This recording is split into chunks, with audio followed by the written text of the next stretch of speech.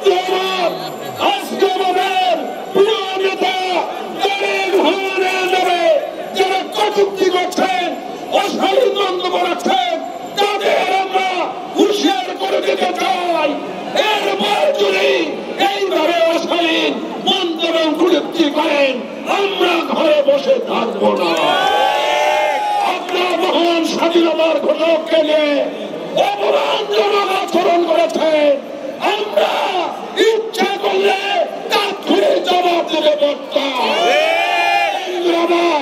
আমাদের নেতা ধৈর্য ধরতে বলেছেন, আমাদের নেতা সহনশীল হতে বলেছেন, কারণ একটি মহল দেশ বিরোধী এবং বিএনপি বিরোধী ষড়যন্ত্রে লিপ্ত রয়েছে। তারা বাংলাদেশে একটি নির্বাচন হোক তারা চায় না।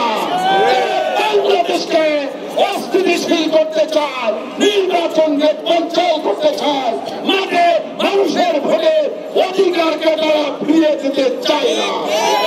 সেই কারণে আজকে তারা তাল বাহানা শুরু করেছে, বিভিন্ন ভাবে দেশকে অস্থিতিশীল করতে চাচ্ছে। আমরা তাদের সেই ভাবে পা দিতে চাই না। আমরা বলতে চাই, অন্তর্বর্তীকালীন সরকারকে বলতে চাই, অবিলম্বে ঘোষিত ফেব্রুয়ারি মাসের মধ্যে একটি নিরপেক্ষ নির্বাচন জনগণের হাতে ফিরে দিন। অন্যথায় আপনার ফ্যাসিস্টের মতো আপনারও এইভাবে পরিণতি হবে। আজকে